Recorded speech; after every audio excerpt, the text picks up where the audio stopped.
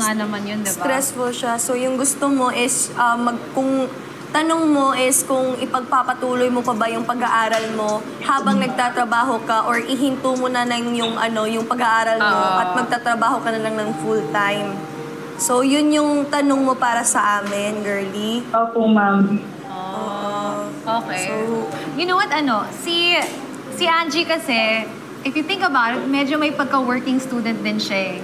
yes. So, ayun, hininto ko muna yung pag-aaral ko sa ngayon habang pinapaaral ko naman yung kapatid ko. At, at yung ginagawa ko naman ngayon is nagtitipon at nagtipon ako para sa future ko dahil syempre, pagpapatuloy ko pa rin talaga yung pag-aaral ko. Pero in your case kasi, girly, 1 taon ka na lang, no, para makagraduate. Opo. Girly, kapag tinuloy mo pa yan, for sure, may maganda ka pang trabaho na makakuha dyan. Kung ipagpapatuloy mo. Yun yung mai-advise ko. Kasi hindi tayo pares yung sitwasyon eh. At hindi tayo yung parang, alam mo, hindi same yung burdens natin. Yeah. Alam ko mahirap, girly. Pero yung opinion ko lang, sa buhay kasi natin, hindi naman palagi talagang masaya lang at hindi palagi yung, alam mo, yung parang, okay, parang ang bilis lang kunin ng lahat.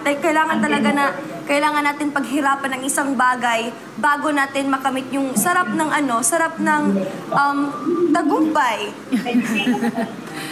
Tsaka parang ilang months na lang din, di ba? Oo. Ikaw pa rin yung magdedesisyon para sa sarili mo kung itutuloy mo pa ba or hindi. So, sa tingin mo, ano kaya ang direksyon mo na?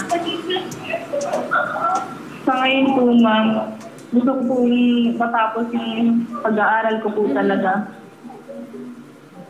Buti naman din yan, girly. That's a good priority naman. Oo. At girly, alam ko kayang-kaya mo yan. Ikaw pa ba, girly? Ilang taon ka na nagtrabaho, tapos alam mo, ngayon ka pa ba susuko na malapit ka na sa goal mo? Konting tiis na lang, girly. Di mo na yan mamamalayan na nag-1 taon na pala, tapos nahawak-hawak mo na yung diploma mo. Tsaka